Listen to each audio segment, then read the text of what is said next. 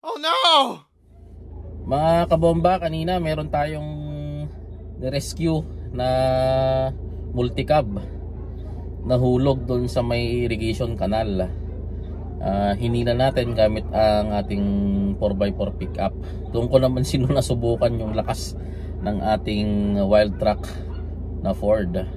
So ipakita ko sa inyo mga kabomba kung paano ang paghila ng ating pickup doon sa may multicab.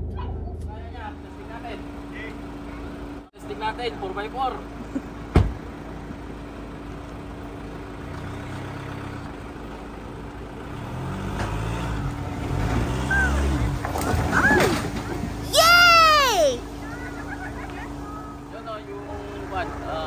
Multicam.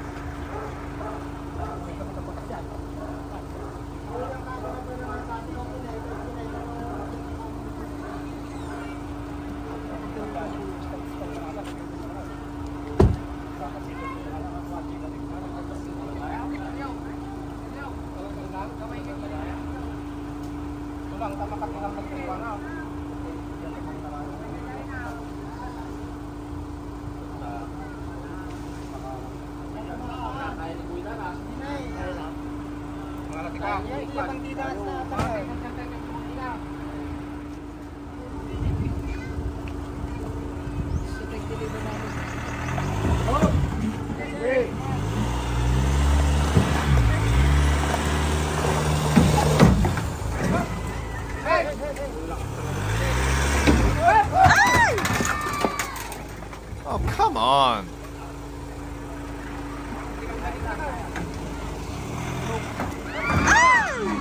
Dude, crap!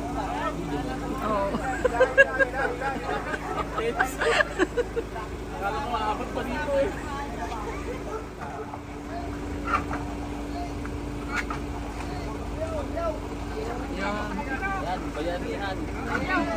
Tulong-tulong mga kabomba. Yeah!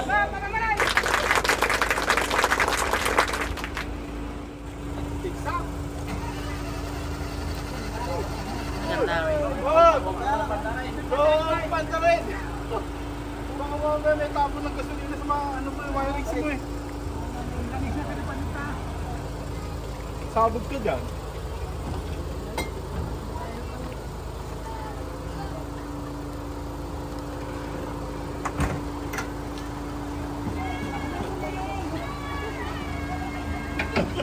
Ayan, nakawin. Salamat talaga ha.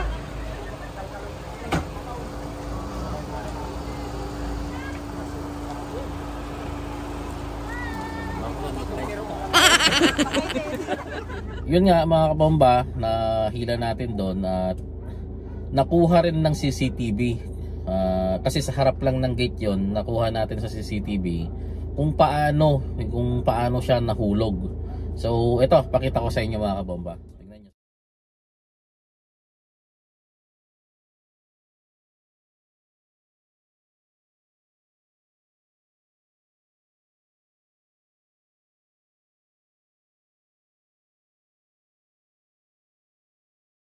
Naging reckless driver, no? Na may kapabayaan yung driver kasi wala siya sa disiplina. Mabilis kasi yung pag-maniobra niya or yung pag-reverse niya, tapos hindi niya tinitingnan sa likod.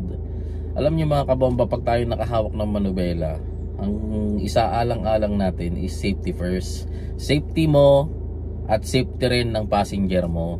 Yun, number 1 yun. Kaya wag tayo, pag nakahawak ng manubela, wag tayo magmayabang o wag tayo maging kamote driver.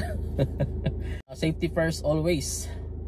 Hanggang dito na lang ating video. Maraming salamat. Bye bye.